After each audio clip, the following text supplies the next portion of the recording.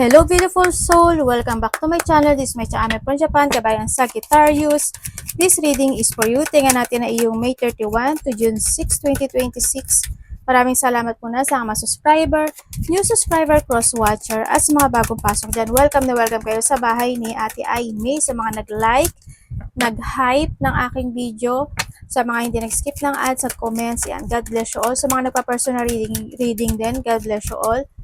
Kung gusto mo na energy mo lang talaga, ang gusto mo makuha natin, all the details is in description below, or mag-connect kayo sa aking Facebook Messenger. Ilalagay ko na lang dyan yung sa screen, yung original para hindi rin kayo ma-scam. General reading tayo sa Sagittarius, kunin mo lang ang sayo at itapon ang hindi naman talaga sayo. Maaring vice versa, energy mo, energy ng person mo, energy ng malapit sa puso mo, nangyayari, or mangyayari pa lang. Use your own intuition, labakan yung inyong isipan, gawin yung guide, yung mga warning. Sorry sa ingay kasi may nag-aano sa labas Kung nadidinig yun.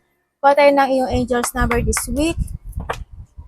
Gawin yung guide, yung mga warning Kaya kayo binibigyan ng warning kasi gusto niya kayong mapabuti, hindi yung negative.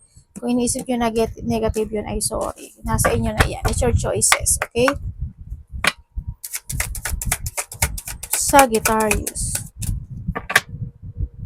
Ooh. Oh. 29, 28, 21, 16, 28. Libra, Aries, Sagittarius. Connected ka sa kanila or magkakaroon ka ng connection sa kanila? Naiinag nyo ba? Para maingay kasi. Sorry may nag-aano sa labas. May machine. Parang may nag-aano, damo ba yun? Naglilinis, ganyan. Okay, Sagittarius. Meron ka mga dinidesire, no? Na doon yung point na meron ka mga dinidesire or may mga action ka na gusto mong gawin o may mga actionan ka na o hando yung point na may mga bagay ka na paninindigan na or kinakailangan mong panindigan na sa iba sa inyo. Sa iba sa inyo, paninindigan mo na to. May mga action kasi ako nakikita sa iyo. Ang dami mong tao. May mga sitwasyon na mahata ka pa ng nakaraan. Magkakaroon ka ng mga questioning, quarrel sa isang babae at sa isang lalaki at sa isang mas bata sa iyo. Pwede yung sa mas bata sa iyo is yung tao na ikinasisiya mo or makakaramdam ka ng kasiyahan sa kanya. Or pwedeng, basta babae o lalaki, dodgy ka, no, nandun sa point na yun. And actually, baka rin nahandun din yung point na babae or lalaki is yun yung mga yon is isa sa iyong mga enemies kasi may enemies ako na nakikita dito. Nagkakaroon o magkakaroon ng mga blockage sa iba sa inyo. Nahandito na yung point na may obstacle o may mga delay, i-delay, madi-delay o magkakaroon ng mga pagpapaliban. And then also, sasalita yung computer ko. May tao na matigas ang ulo. Pwedeng babae o lalaki man yan. Kasi nahandito rin naman sila. And then also, nahandito din yung point na iba sa inyo is may mga ipaprogress ka na this time. O may mga pagpuproseso. Teka lang, nasing ako. Oh, sorry. Sabi ko sa'yo, nasing ako. Yun na nakita ko may mga progressing ng siguro dinidesire mo or goal something, no? Sa iba sa inyo. Or pwede rin na ito yung sitwasyon sa nakaraan na ngayon is ipoproseso mo na or kinakailangan na talaga. May mga kasiyahan, papuri pa sa salamat, may mga tao na bibigyan ng pagmamahal sa'yo or ikaw ang bibigyan ng pagmamahal sa kanya. Also, money is coming. Hindi naman ganun kalaki pero but still may receiving, no? Nandun sa point na yon. And then also is may mga tao ka na makakasalamuha o may tao ka na makikilalang bago sa iba sa inyo. And then also, may ba kayo magbundok or mag-hiking, trails, parang nado sa point na yon. Yon ang nakikita ko. there's a hope and dreams ako na nakikita na sa ngayon medyo delay kasi siya, no? Sa nakikita ko, siguro may blockage ka. Ganyan. Kaya madidelay yun. Sa iba dito is, magkakaroon ka doon ng limitasyon this time or magpuput limitation ka or magpuput boundaries ka or maybe vice versa. May tao na magpuput boundary pagdating sa iyo. Vice versa yun ah. Yun, ako nakikita dito. Tingnan natin na yung ano. Mari nakakita ka ng mga repeating numbers or connected sa yung mga number na ito. Pag nakakita ka ng mga ganito angel number, ibig sabihin your angel or your guide is try to connect sa iyo or connected sa yung number na to ha. Apat na 3, 0, 6, 0, 6, 4, 4, 4. Ang galing oh. Apat din yung 5, 4. Oh. Maniwala ka daw sa yung instinct, gut feelings, intuition. Kailangan mo daw ng protection or nado yung point na may mga bagay na tulad sabi ko, di ba, boundaries, di ba? And syempre, nandito rin yung point na there's a success and prosperity. Congrats! May mga growth ako na nakikita sa'yo. May malalaman ka raw katotohanan. And may mga responsibility ka na gagawin or you're doing your responsibility. May mga magla-light up sa'yo, growth, and may mga bagay na susolusyonan or magkakaroon na ng solusyon sa iba sa inyo.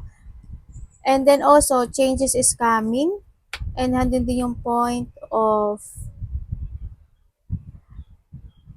mag-ingat ka kasi may tao or mga tao na hindi magiging totoo sa'yo. Kaya, mag-trust ka sa iyong intuition, instinct, and gut feeling. Mag-ingat ka talaga.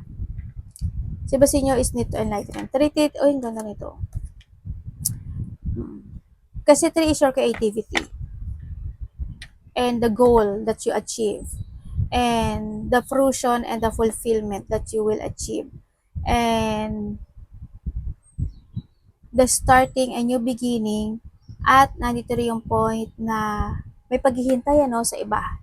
O pinagsama-sama ko kaya pinag-plus ko na yan. May paghihintay rin sa iba. Sa iba dito is nandun yung point na expansion.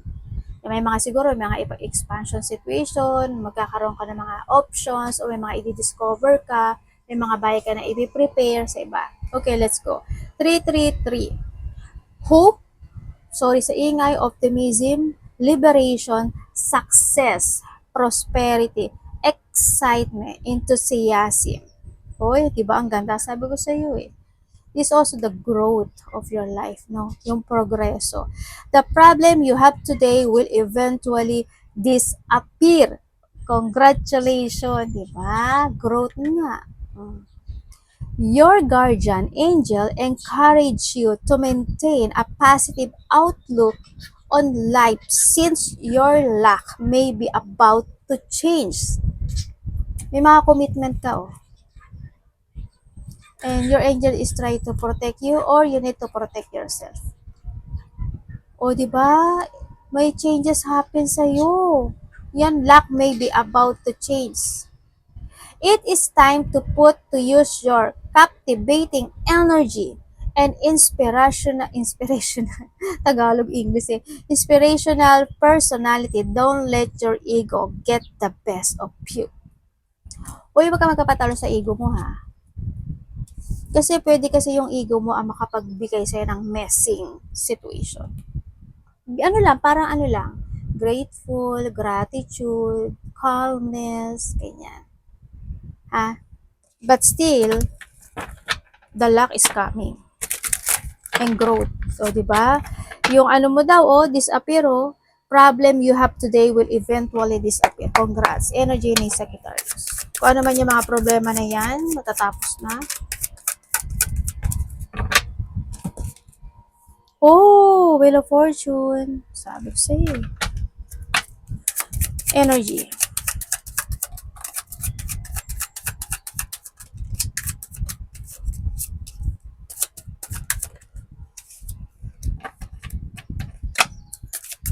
Your energy.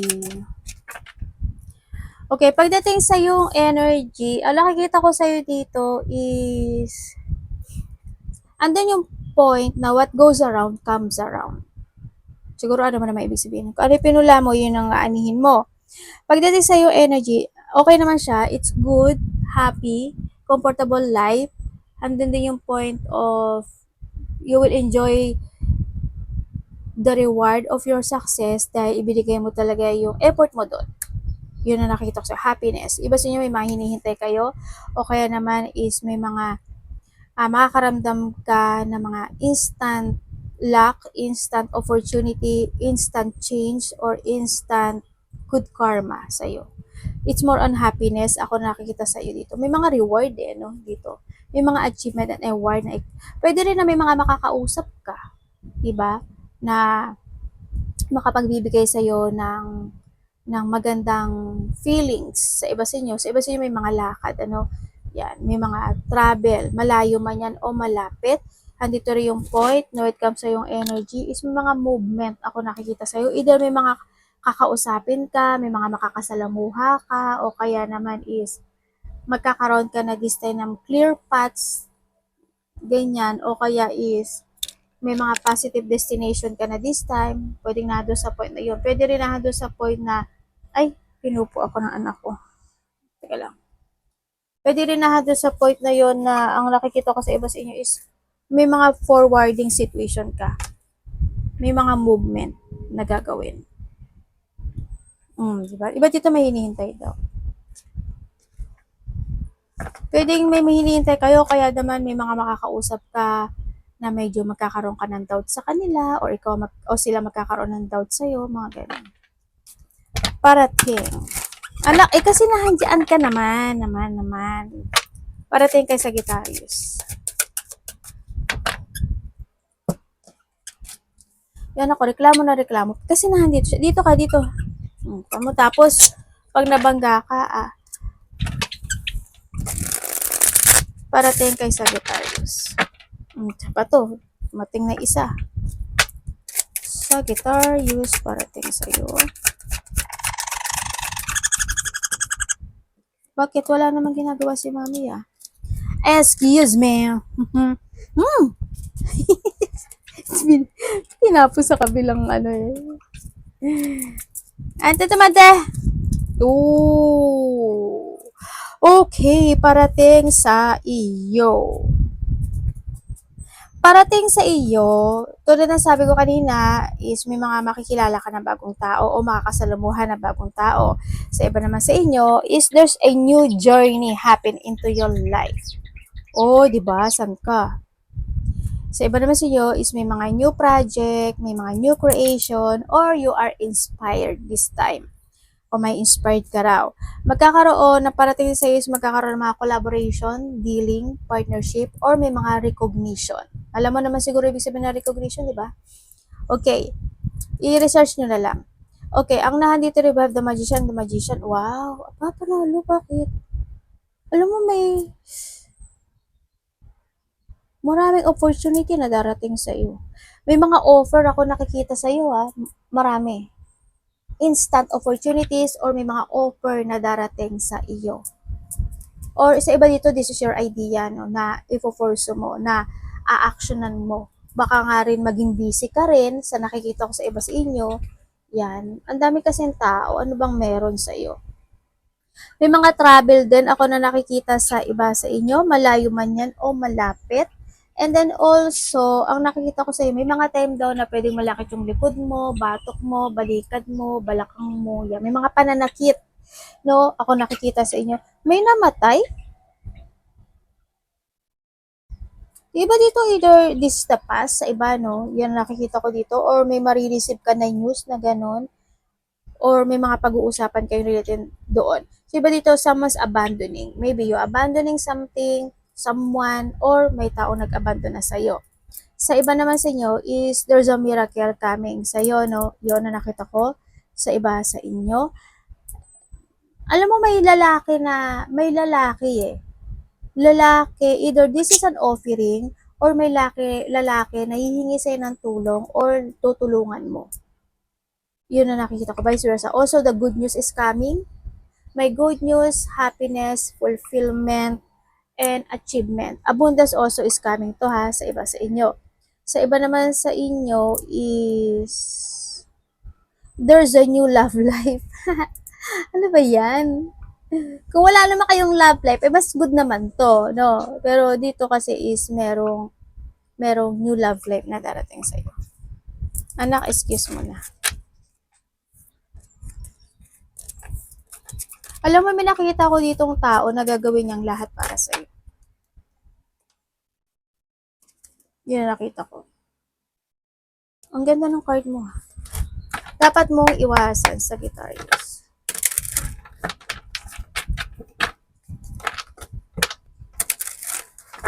Iba dito, miracle come true. Himala. Dapat iwasan na Sagittarius.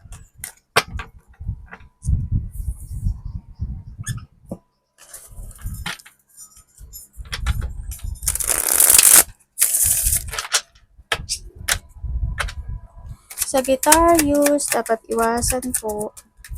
Okay, thank you. Okay, dapat mong iwasan.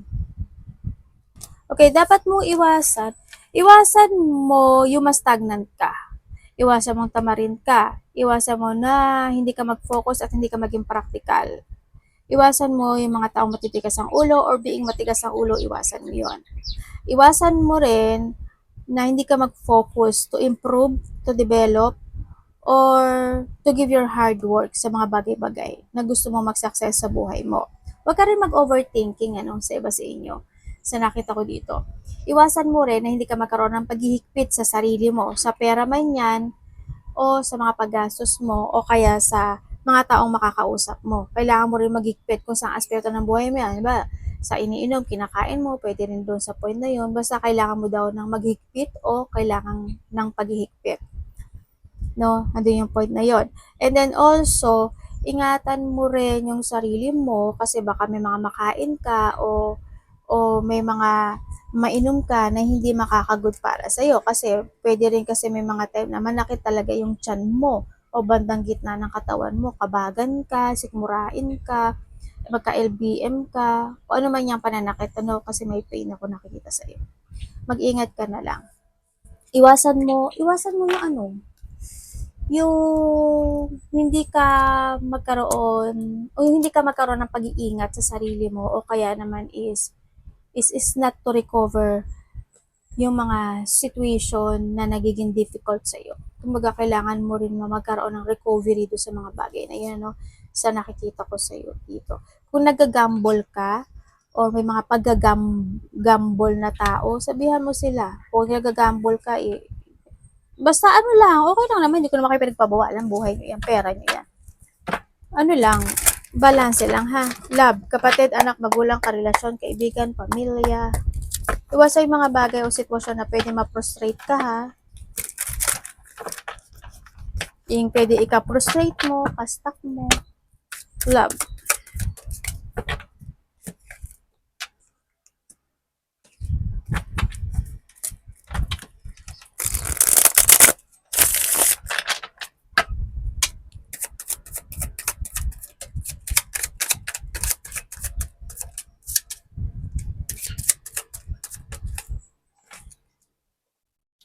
Okay, kung single ka, ay ganun.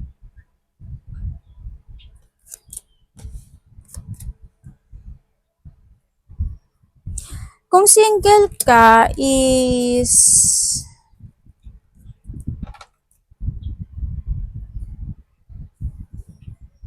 kung may nakakausap ka na, or pwede rin naman na magkakaroon ka ng connection sa taong nakausap mo na o nagkaroon na kayo ng connection, pero sabi dito is kailangan mo daw pag-isipang mabuti to.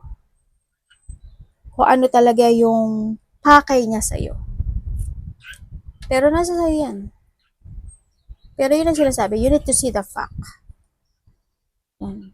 Kasi may mga situation of revelation na pwedeng maganap o may malalaman ka pa sa kanya. Kung kayo naman is nakahiwalay nitong tao na ito, mas bata ba to sa'yo? Or ikaw yung mas bata? Iba sa inyo ganun ano? Kasi gusto niya ng reconciliation eh. Or vice versa ha. Gusto niya ng reconciliation.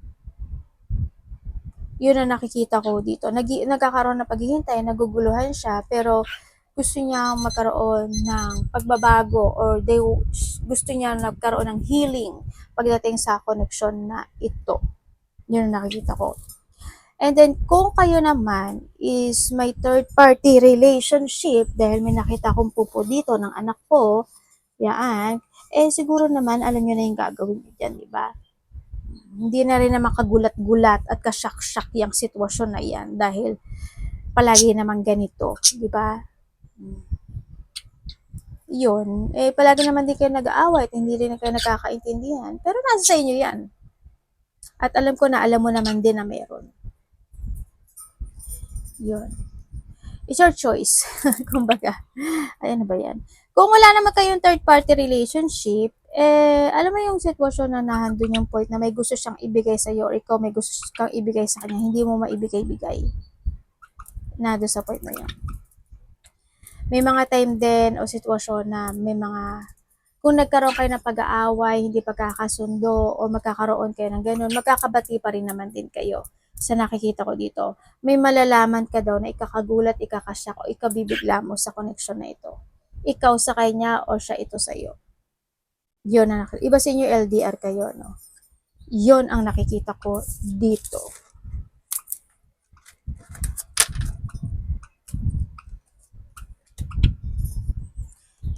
Tingnan natin yung money mo. Pagka inayos ko, wala din pala. Anak, hindi yan kinangat-ngat. Dami mo nang inat-ngat na baraha. Hindi ka pa na kontento. Dahil your money. Tingnan natin ang money mo this week. Money this week ni Sagittarius.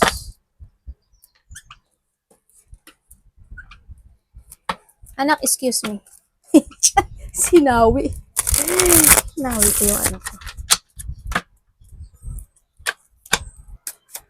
Money and trabaho to ba?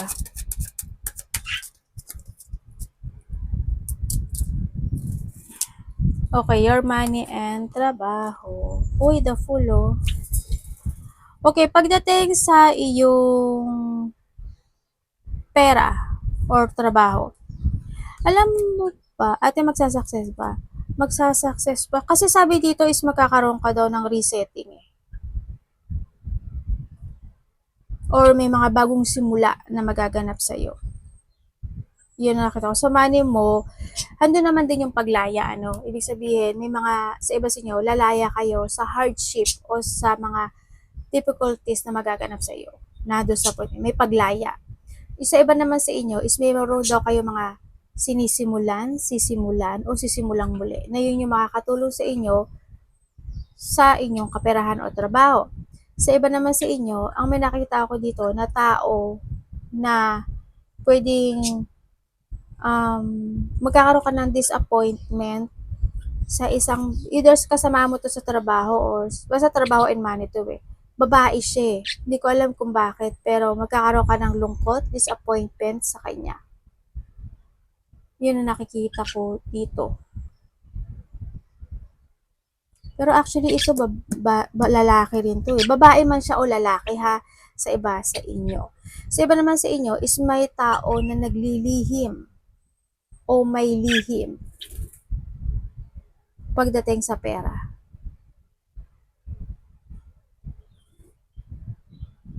Hindi ko alam, baka kapatid mo, anak mo, o ikaw, baka doon na rin yung point na nag-umpisa ka na talaga na mag-ipon ng pera, ganyan. Yun na nakikita ko. Alam mo, may tao na kukonect sa'yo. A person na nagkaroon kayo ng distance. Yun na nakikita ko. Sa'yo.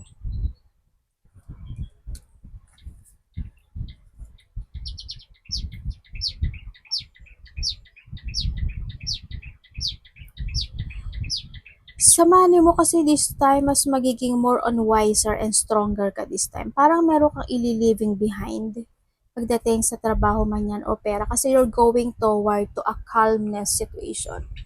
Parang nga doon yung pagbabalik na yung strength, ng lakas ng loob, tibay, katatagan this time. Yun ang nakikita ko sa iyo sa pagdating sa trabaho and pera mo. Mas magiging okay siya ngayon. Or kinakailangan mo na whatever holding you back sa nakaraan is this is the time to release, leaving behind, and accept all the lesson, ha?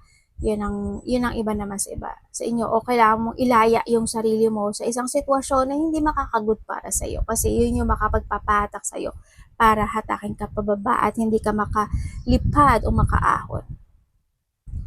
Yun. Focus lang. But still, you have a receiving situation. Ano?